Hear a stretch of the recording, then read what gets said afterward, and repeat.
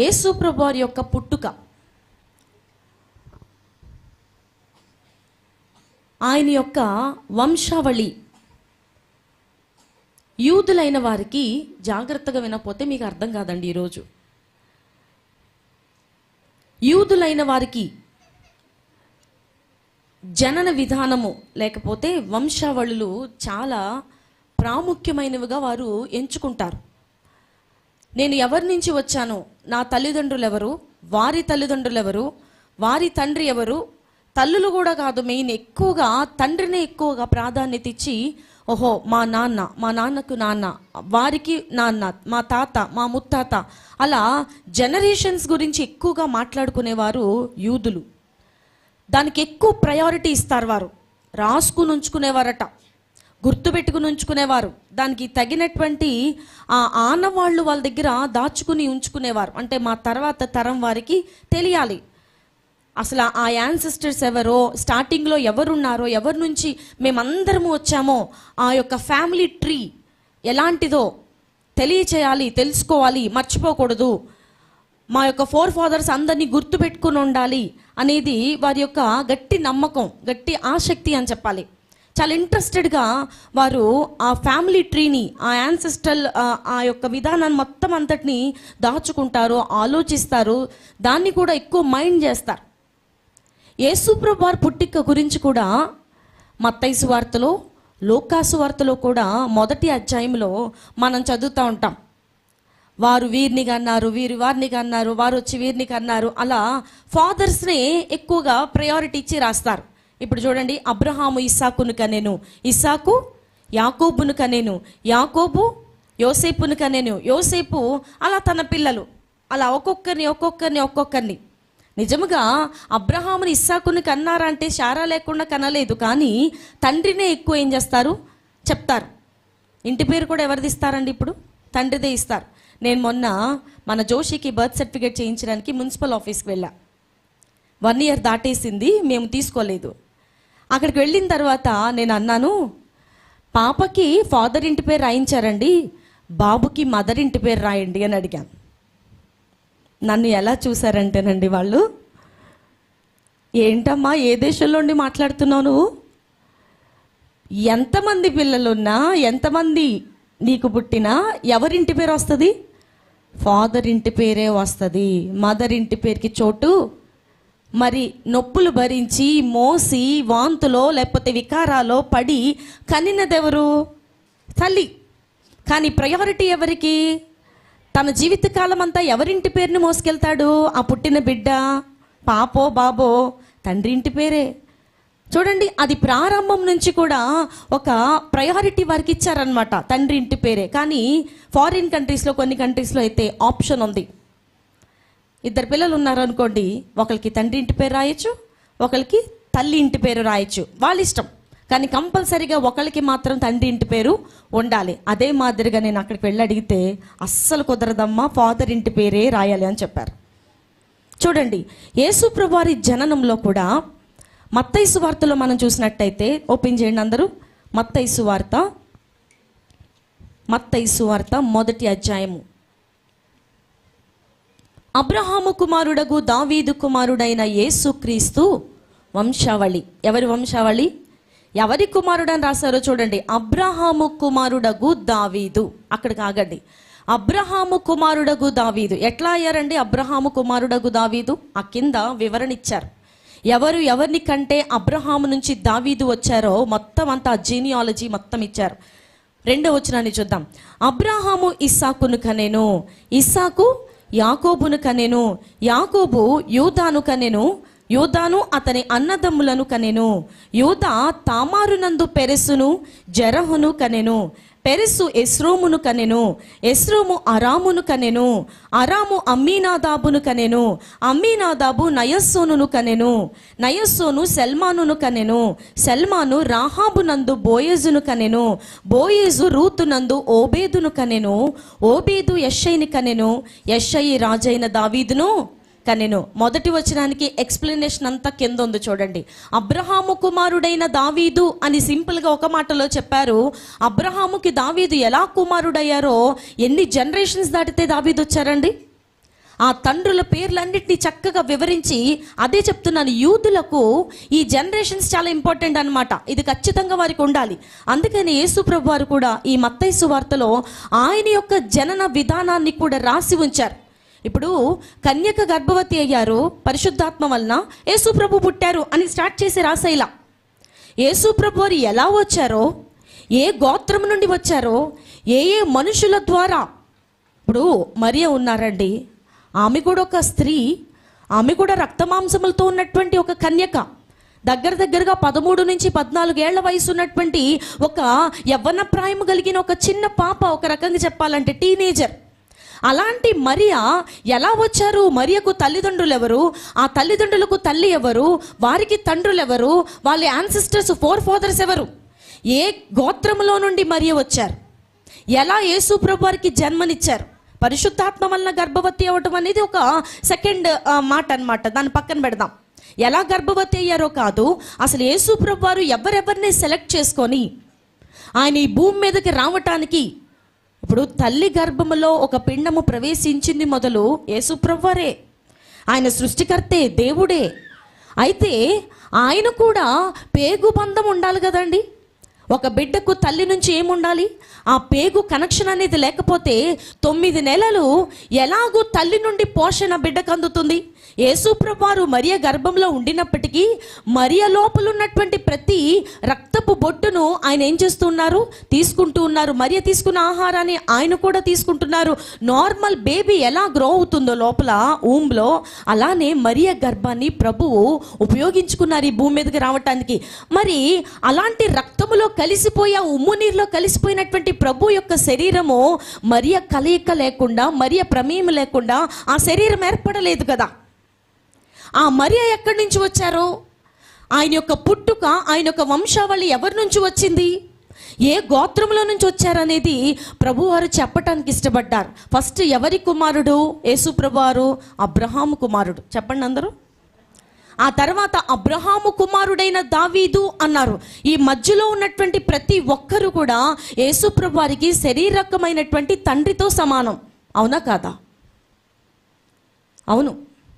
అబ్రహామునకు దావీదు ఎలా కుమారుడయ్యారో, దావీదు కూడా క్రీస్తు ప్రభువారికి తండ్రే.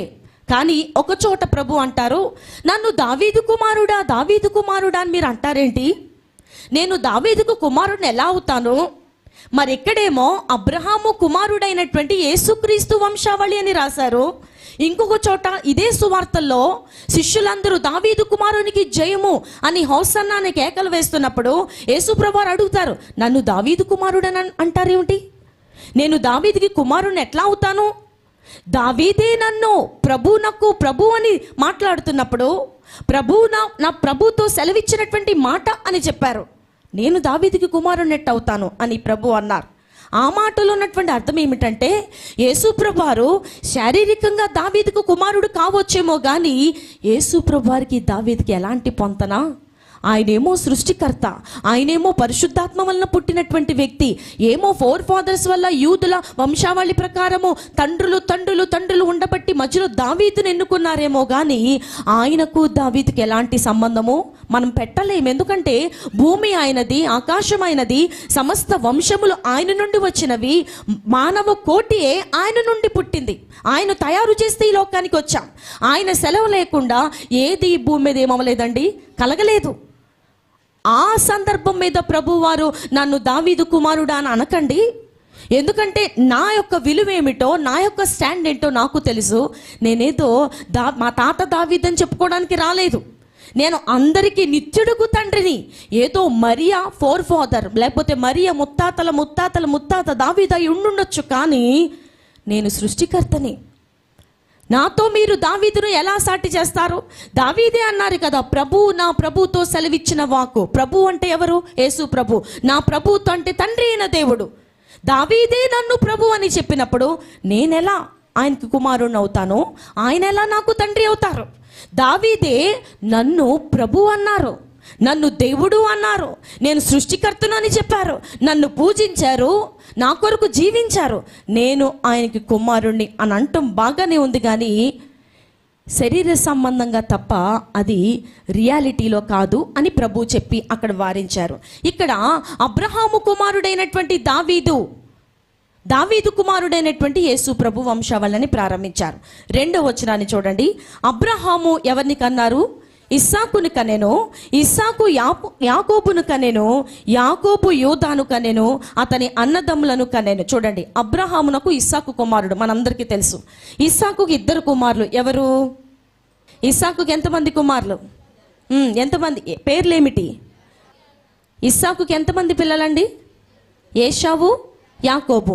ఆ తర్వాత యాకోబు అనబడినది ఇశ్రాయేలుగా పేరు మార్చబడి ఆయనకి ఎంతమంది పిల్లల్ని ఇచ్చారు దేవుడు? 12 మంది కుమారులను, 1 కుమార్తెను ఇచ్చారు. 12 గోత్రములు అనేటువంటి ఇశ్రాయేలు గోత్రములు ఎవరి నుంచి ప్రారంభించబడ్డాయంటే ఇస్సాకు కుమారుడైనటువంటి యాకోబు నుండి ప్రారంభించబడ్డాయి. యాకోబు కుమారుడైనటువంటి యూదా గోత్రాన్ని గుర్తుపెట్టుకోవాలి.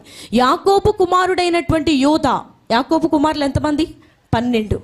రూబేను, షిమ్యోను, గాదు, నఫ్తాలి, ఆషేరు, యూదా, యోసేపు, వీళ్ళందరూ యాకోబు కుమారులు. యాకోబు కుమారుడైనటువంటి యూదా గోత్రములో నుండి నేను వస్తాను అని ప్రభువారు ముందుగానే ప్రవక్తల ద్వారా ఏం చేయించుకున్నారు? ప్రవచింపజేయించుకున్నారు. పూర్వమే యేసు ప్రభువారు పుట్టుక జరగక కొన్ని వేల సంవత్సరముల క్రితమే ఆయన వస్తారు అని ఏ గోత్రములో నుండి వస్తారో ఆ గోత్రము పేరుతో సహా యోధా గోత్రములో నుండి నేను వస్తాను. యోధా గోత్రము దేవుని చేత ఎన్నుకోబడిన గోత్రం. ఎలా అంటే మీకు చాలా ఆశ్చర్యకరంగా, విచిత్రంగా అనిపించవచ్చు. ఒకానొక దినమున యోధా ఒక ప్రాంతమునకు వెళ్ళి అక్కడ ఒక స్త్రీని చూసి ఇష్టపడి వివాహం చేసుకుని 3 పిల్లల్ని కన్నారు. 3 పిల్లల్ని కన్నిన తర్వాత పెద్ద అబ్బాయికి తామారు అనే ఒక అమ్మాయిని తీసుకొచ్చి పెళ్లి చేశారు. పెళ్లి చేసినప్పుడు అర్థం చేసుకోవాలి, యాకోబు కుమారుడైనటువంటి యోధా సంగతి మనం మాట్లాడుకుంటున్నాం. యోధా ఒక స్త్రీని వివాహం చేసుకుని 3 మగబిడ్డలకు జన్మనిచ్చారు. అందులో పెద్దవాడైనటువంటి ఏరు అనే తన కుమారునికి తామారు అనే ఒక స్త్రీని తీసుకొచ్చి పెళ్లి చేశారు. పెళ్లి చేసిన తర్వాత ఈ ఏరు అనేటువంటి యోధా కుమారుడు దేవుని దృష్టికి బహు చెడ్డవాడు గనుక దేవుడు అతనిని చంపెను అని రాయబడి ఉంటుంది. మంచోడు కాదు. అందుకని దేవుడు ఆ ఏరు అనే యోధా పెద్ద కుమారుని చంపేశారు. ఇప్పుడు ఈ వివాహము చేసుకున్నటువంటి తామారు ఏమైపోయారు? విధవరాలు అయిపోయారు. ఏరు భార్య అయినటువంటి తామారు విధవరాలు అయిపోయారు. విధవరాలు అయిపోయిన తర్వాత ఇశ్రాయేలులో, యూదుల్లో ఒక కట్టడం ఉండేది. ఏమిటంటే అన్నదమ్ములు ఉన్నారనుకోండి, అన్నయ్య భార్య బ్రతికి ఉండి అన్నయ్య చనిపోతే తమ్ముడు తన అన్న ధర్మము జరిగించి ఆమెకు సంతానం ఏం చేయాలి? కలుగు చేయాలి. అది ఇశ్రాయేలీలో ఉన్నటువంటి ఒక విధి. ఏరునకు 2 తమ్ముళ్ళు ఉన్నారు. ఒకడు బాగా చిన్నవాడు, మధ్యలో వాడు యవనస్తుడు. తామారు ఏం చేశారంటే, యోధా అనేటువంటి నా మామగారు నాకు నా మరిది గారిని ఇచ్చి వివాహం చేసి నన్ను సంతాన ప్రాప్తి కలుగు చేస్తారు నాకు అని ఆశతో ఎదురు చూస్తుంటే ఇస్తాను అని చెప్పి ఇవ్వకుండా వెనక్కు తీసి యోధా మోసం పుచ్చుతారు. అదేమీ పాపమేమీ కాదు. తన భర్త చనిపోయినప్పుడు భర్త యొక్క తమ్ముడు తన యొక్క అన్న ధర్మము జరిగించి, మరిది ధర్మము జరిగించి తన వదినకు సంతానము కలుగు చేయుట ఇశ్రాయేలీయులకు దేవుడు చెప్పినటువంటి మాటే. కానీ యోధా ఏమనుకున్నారంటే, ఈ స్త్రీ సరైన స్త్రీ అయితే నా కొడుకు ఎందుకు చచ్చిపోతాడు? ఇప్పుడు ఈ 2వ కుమారుని ఇస్తే కూడా 2వ కొడుకు కూడా ఏమైపోతాడు? చచ్చిపోతాడు. ఆమెకేదో వ్యాధి ఉంది అని చెప్పి ఇస్తాను అని చెప్పి ఇవ్వకుండా యోధా ఏం చేశారంటే, తామారు అమ్మా నువ్వు మీ పుట్టింటికి వెళ్ళిపో అని చెప్పి తన తండ్రి ఇంటికి పంపేశారు. పంపినప్పుడు తామారు విధవరాలు, పిల్లలు లేరు, ఒంటరిగా తన తండ్రి ఇంటి దగ్గర నివాసం ఉంటున్నారు. ఒక స్త్రీ వివాహమైన కొత్తలోని కొద్ది సంవత్సరములు పిల్లలు లేకుండా భర్త చనిపోయినటువంటి ఒక స్త్రీ, యవనస్తురాలు. అటు పిల్లలు లేరు, భర్త లేరు. ఒక పక్కన మరిది ధర్మము జరిగించే మరిదిని కూడా దూరం చేశారు. ఒక విధవరాలుగా, యవనస్తురాలైనటువంటి ఒక విధవరాలుగా తన తండ్రి ఇంటి దగ్గర ఉండుట ఎంత అవమానకరమో, ఎంత బాధాకరమో.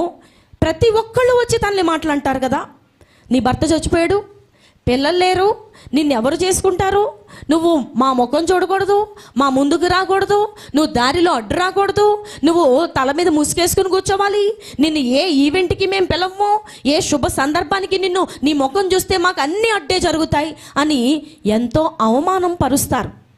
అదే కండిషన్లో ఉన్నటువంటి ఈ తామారు, యూదా కోడలైనటువంటి తామారు తన తండ్రి ఇంటి దగ్గర ఉండి ఎంతో ఏడుస్తున్నారు, దుఃఖపడుతున్నారు. తాను ఒక వ్యభిచారం అనే కోపంలోనికి మార్గంలోనికి వెళ్ళిపోవటం చాలా సులువు, కానీ ఆమె ఎంత మాత్రము కూడా ఆ మార్గాన్ని ఎంచుకోలేదు.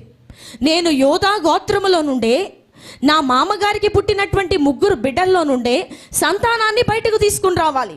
నేను మరొక దారిలో వెళితే నేను వేశ్యగా మారిపోతాను, లేకపోతే వ్యభిచారిగా మారిపోతాను, దేవునికి నేను తప్పు చేసినటువంటి వ్యక్తిగా కనబడతాను. కాబట్టి నేను ఇలానే ఉంటాను తప్ప నేను ఏ పురుషుడితో సాంగత్యము చేయను అని తామారు నీతిమంతురాల్లాగా తన తండ్రి ఇంటి దగ్గరే ఉండిపోయారు. ఉండిపోయినప్పుడు కొద్ది కాలము తర్వాత యోధా భార్య కూడా చనిపోయారు. అంటే తన అత్తగారు ఏమైపోయారు? చనిపోయారు. చనిపోయిన తర్వాత యోధాకి ఇప్పుడు భార్య లేరు. భార్య లేకపోయేసరికి యవన కాలంలోనే ఉన్నాడు కాబట్టి యోధా తనకు ఒక శరీరము కావాలి, తను ఏదైనా ఒక స్త్రీతో ఉండాలనే ఆలోచన ఎక్కువైపోయి గొర్రెబొచ్చు కత్తిరించడానికి ఒక మార్గంలో వెళుతున్నాడని తెలిసింది తామారుకి. తెలిసినప్పుడు తామారు ఏమనుకున్నారంటే, నేను ఎవ్వరితోనూ కూడా చేయి కలపాలనుకోవట్లేదు. తనేమో నా మావయ్య గారేమో తన కుమారుణ్ణి ఇమ్మంటే ఇవ్వడు, చిన్న కుమారుణ్ణి ఇమ్మంటే ఇంకా వయసు రాలేదని చెప్తాడు, ఇంకొక మధ్యలో కుమారుణ్ణి ఇమ్మంటే ఇవ్వడు. అది విధికి వ్యతిరేక్తమైనది కాదు, పాపమేమీ కాదు, అది నీతితో కూడిన ప్రవర్తనే, కానీ అది కూడా నాకు చేయటం లేదు.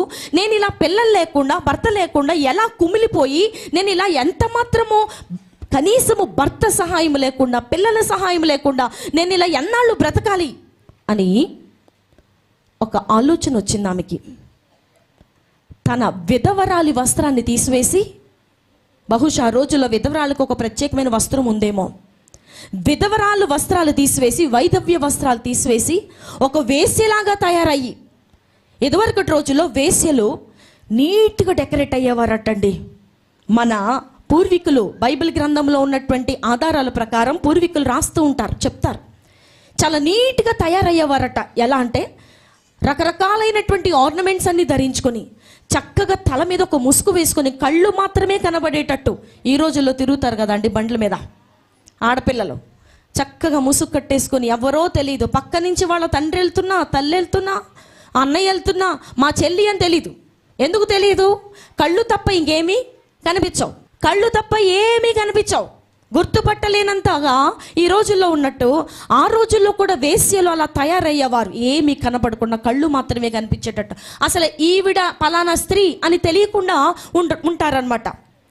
తామారు కూడా అదే వేషం వేసుకుని, వేశ్యా వేషం వేసుకుని, యోధా ఏ మార్గంలో గుండా వస్తున్నారో ఆ మార్గంలో ఒక బావి దగ్గర కూర్చుని ఉన్నారు.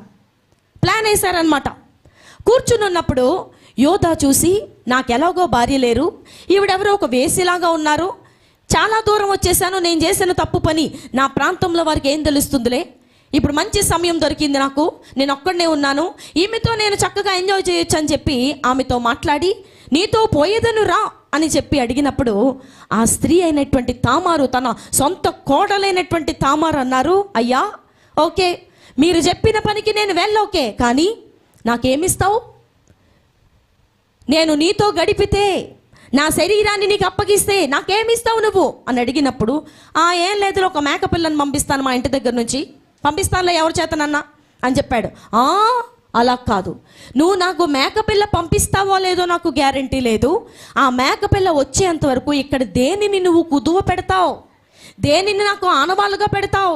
ఎవరో మేకపిల్లని తెస్తారు, ఇది నువ్వు పంపించిందో లేదో నాకు ఎలా తెలుస్తుంది?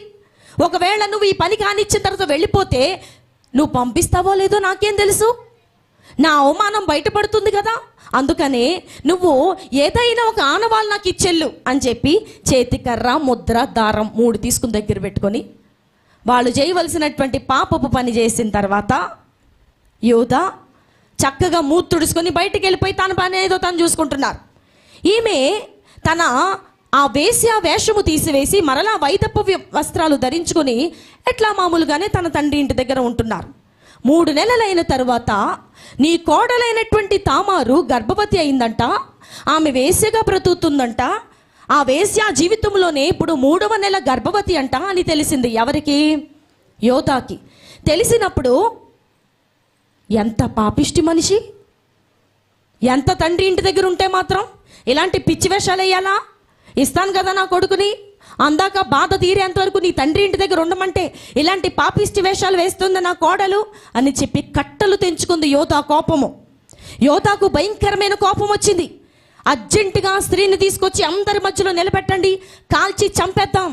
ఇలాంటి పాపము చేసిన వారు నా ఇంట్లో, నా గోత్రంలో, నా కుటుంబంలో ఉండకూడదు అని చెప్పి ఒక ఆజ్ఞ జారీ చేశారు. జారీ చేసినప్పుడు యోధా ఆ మాట్లాడిన మాటలన్నింటినీ తీసుకెళ్ళి తామారుకు చెప్పారు. తామారుకు చెప్పినప్పుడు ఆ తామారు అంటున్నారు, అయ్యా ఓకే, నన్ను చంపేయండి, నన్ను కాల్చేస్తారో, పొడి చేస్తారో, చంపేస్తారో, అందరి మధ్యలో పెట్టేసి నన్ను అవమానపరుస్తారో, నా ప్రాణం తీస్తారో తీయండి, కానీ ఇదిగో ఈ కర్ర ఎవరిదో, ఈ చేతి కర్ర ఎవరిదో, ఈ ముద్ర ఎవరిదో, ఈ దారం ఎవరిదో, వారి వలన నేను గర్భమును ధరించాను. ఈ మనిషి నా చేతిలో పెట్టెళ్ళాడే, ఆ మనిషి ద్వారానే నేను గర్భవతి అయ్యా. ఆ మనిషిని ముందు బయటికి తీసుకుని రండి, ఆ మనిషి ఎందుకు ఈ తప్పు చేశాడో అడగండి, ఆ తర్వాత నన్ను కాల్చండి అని ధైర్యముగా ఆ 3 తీసుకెళ్ళి వారి చేతిలో పెట్టినప్పుడు ఆ పనివాడి తీసుకొచ్చి యోధా చేతిలో పెట్టారు. అయ్యా వస్తానన్నారండి తామారు మీ కోడలు చక్కగా, కానీ ఆమె చేతిలో ఈ 3 వస్తువులు నాకు దొరికాయి, ఈ 3 ఎవరివో వారి వల్ల నేను గర్భము ధరించానని ధైర్యంగా చెప్తున్నారు. ఆమె దగ్గర వదిలిపెట్టి వెళ్ళారట ఎవరో, ఇవెవరో గుర్తుపట్టమని చెప్తున్నారని చెప్పి యోధా చేతిలో వాటిని పెట్టినప్పుడు, యోధా చేతిలో తన చేతికర్ర ముద్ర దారమును పెట్టినప్పుడు కృంగిపోయాడు యోధా, కుమిలిపోయాడు యోధా, అవమానమును భరించలేకపోతున్నాడు యోధా. ఏమిటి? యనాయిము ద్వారము దగ్గర ఒక బావి దగ్గర కూర్చున్నటువంటి స్త్రీ నా కోడలా? నేను పాపము చేసి నా భార్య చనిపోయిన తర్వాత నేను ఒక స్త్రీని ఆశించి వెళ్ళినది, నేను చేయకూడనది తప్పు పని చేసినది నా సొంత కోడలైనటువంటి తామారుతోనా? గుటక మింగుడు పడట్లా, ఏమి చేయాలో అర్థం కావట్లా. రెడ్ హ్యాండెడ్గా దొరికేశాడు. ఈ ముద్ర ఎవరిదంటే ఎవరిదే ముద్ర? తనదే. ఈ కర్ర ఎవరిదంటే ఎవరిది? తనదే. ఇంకొకరిది అని చెప్పే ధైర్యం లేదు. ఒకవేళ చెప్పిన తామారు ఊరుకుంటుందా? ఆ రోజు వచ్చినది నువ్వే, ఇదిగో నీ కర్ర నా చేతిలో ఉంది, నిన్ను బట్టే నేను గర్భము ధరించా, ఏమనుకుంటున్నావో అని తామారు సజీవ సాక్ష్యం, ఐ విట్నెస్ అక్కడ ఉంది. ఎక్కడ తప్పించుకుంటాడు యోధా? రెడ్ హ్యాండెడ్గా డైరెక్ట్గా బుక్ అయిపోయాడు, సైలెంట్ అయిపోయాడు. తను ఏమి చెప్పాడో, కాల్చేస్తాను, చంపేస్తాను, నరికేస్తాను అన్న మాటలన్నీ వెనక్కి తగ్గిపోయాయి. నోట్లోంచి ఒక మాట వస్తుంది యోధా నోట్లో నుంచి. ఏంటో తెలుసా అండి? ఆమె నాకంటే నీతిమంతురాలు. ఎవరు? నా కోడలైనటువంటి తామారు నాకంటే నీతిమంతురాలు. నేను నీతిమంతుడిని కాదు, నాకంటే ఆమె నీతిమంతురాలు. ఎందుకంటే బయట వంశంలోనికి వెళ్ళి సంతానోత్పత్తి కలుగు చేయకుండా నా వంశము ద్వారానే నాకు పిల్లలు కలుగు చేయడానికి, నా ఇంటి పేరు మోసుకెళ్ళడానికి, నా గోత్రమును సదాకాలము కంటిన్యూ చేయటానికి ఆమె పడిన ప్రయాస, ఆమె పడినటువంటి ఆ నీతి కొరకు ఆకలి దప్పులు ఎంత అంత కాదు. ఆమె నాకంటే నీతిమంతురాలు, ఆమె నాకంటే నీతిమంతురాలని ఒక స్టేట్మెంట్ ఇచ్చి మరి ఎన్నడను, ఇటు వినాలందరూ, మరి ఎన్నడను ఆమెను కూడలేదు అని రాయబడింది. దేవుని వాక్యము ఎప్పుడు కూడా ఐస్ క్రీమ్ పూసినట్టుగా జరిగిపోయింది దాన్ని మేకప్ వేసి చక్కగా లోపల ఏదో ఉండి పైన ఏదో మేకప్ వేసి చెప్పరండి. ఎవ్రీథింగ్ విల్ బి మొత్తం అంతా ఓపెన్ చేసి చెప్పేశారు. మరి ఎన్నడూ కూడా తామారుని యోధా ఏం చేయలేదంట, సమీపించలేదు. ఆల్రెడీ తన ద్వారా 2 కవల పిల్లల్ని అన్నారు కదా తామారు. యోధా తామారు కలిసి 2 కవల పిల్లల్ని అన్నారు. ఇప్పుడు సమీపమైనటువంటి స్త్రీయే కదా, అందరికీ తెలిసిపోయింది, ఏం పర్వాలేదని చెప్పి మాటి మాటికి ఆమెను సమీపించలేదు. ఎంతటి నీతిమంతుడుగా ఉన్నారు కాబట్టే యేసు ప్రభువారు యోధా గోత్రాన్ని సెలెక్ట్ చేసుకొని అందులో నుండి బయటకు వచ్చారు. ఇదంతా ఎందుకు చెప్పాను అంటే, యోధా గోత్రంలో నుండి ప్రభువారి వంశావళి ఎందుకు ప్రారంభించబడింది అంటే, యోధా పాటించినటువంటి నీతి ఆ తర్వాత తాను తప్పు చేసిన తర్వాత తన తప్పును ఒప్పుకోవటము, తన తప్పును తాను తెలుసుకోవటము, నేను పాపము చేశానని గ్రహించటము, ఆ పాపంలో నుండి బయటికి రావటానికి నాకంటే నీతిమంతురాలను ఒప్పుకోవటము, తరువాత యోసేపు దగ్గరికి వెళ్ళిన తర్వాత కూడా యోధా మాట్లాడిన మాటలు చాలా ప్రత్యేకంగా ఉంటాయి. తాను తగ్గించుకోవటము, ఇవన్నీ చూసినటువంటి నేను పుడితే యోధా గోత్రంలోనే ఏమవ్వాలి, పుట్టాలి. మిగతా చాలా గోత్రాలు ఉన్నాయి, కానీ పాపమును చేసిన తర్వాత దానిని ఒప్పుకొని విడిచిపెట్టి కనికరమును కోరుకున్న వారు ఎవరూ లేరు. మీరు గమనించండి, రూబేను గోత్రం ఉంది, లేవి గోత్రం ఉంది, ఇక చాలా గోత్రాలు ఉన్నాయి, కానీ యోధా అంత పాపిష్టి మనిషి లేడు. మన మాటల్లో చెప్పాలంటే అలా చేయొచ్చు, అసలు చేయకూడదు. కానీ తాను చేసినటువంటి తప్పు పనిని బట్టి కప్పిపుచ్చుకొని, లేకపోతే నేను మామగారిని కాబట్టి నువ్వు అలాంటి పని ఎందుకు చేశావు, నాకు చెప్పాలి కదా, నువ్వు ఎన్ని లాజిక్ లాగొచ్చండి అక్కడ. నాకు తెలియక తప్పు చేశానమ్మా నీతో, నువ్వేదో వేశ్యావేషం వేసుకుని కూర్చున్నావని నేను నీతో వచ్చాను తప్ప, నేను ఆ పని చేశాను తప్ప, నాకు తెలియదు కదా అని కప్పిపుచ్చుకోలా. నువ్వైనా చెప్పాలి కదా, నీ కళ్ళతో నువ్వు చూస్తున్నావు కదా నన్ను, నీ సొంత మామయ్య గారినని నీకు తెలుసు కదా, నువ్వు ఇలాంటి తప్పు ఎందుకు చేయాలని నువ్వు కూడా వారించలేదండి, తప్పు నీదే అని మోపకుండా, అర్జెంటుగా కాల్ చేయండి అని చెప్పకుండా, నాకంటే నీతిమంతురాలు ఆమె నాకంటే నీతిమంతురాలు. చేసిన తప్పును ఒప్పుకున్నప్పుడు, మనం చేసినటువంటి పాపమును ఒప్పుకున్నప్పుడు, మన ద్వారా జరుగుతున్నటువంటి ప్రతి చిన్న పెద్ద పాపములను మనం దేవుని సన్నిధిలో ఒప్పుకుంటున్నప్పుడు, విడిచిపెడుతున్నప్పుడు, క్రీస్తు ప్రభు వంశావళిలో మన పేరు కూడా చేర్చబడుతుంది. యోధా గోత్రంలో నుండి ప్రభు వస్తానని చెప్పారు, యోధాని ఎన్నుకున్నారు. యోధా పాపం చేసిన మనిషే, ఎన్నిక లేనివాడే. తాను చేసిన పని అది ఆమోదయోగ్యంగా లేదు, విధికి వ్యతిరేక్తమైన పనే. సొంత కోడలితో ఎవరైనా పాపం చేస్తారండి, అయ్యయ్యో చిచ్చిచ్చి అంటారు కదా. ఏంటి ఆ పాపిష్టి మనుషుడు, అంత కామముతో నిండిపోయాయా కళ్ళు అని ఎన్ని రకాలుగా మాట్లాడతారు. అయినా సరే దేవుడు ఆ గోత్రాన్ని, ఆ మనిషిని సెలెక్ట్ చేసుకోవడానికి గల కారణం ఏంటంటే, చేసిన తప్పును ఒప్పుకున్నాడు. చేసిన తప్పును ఫర్గివ్ చేయమని ప్రభుని అడుగుతున్నాడు. ప్రభువా, నేను పాపం చేశానయ్యా, తెలియక తప్పు చేశాను, ఆ తప్పు నాదే, నేను నీతిమంతుడిని కాదు, నా కోడలు నాకంటే నీతిమంతురాలు.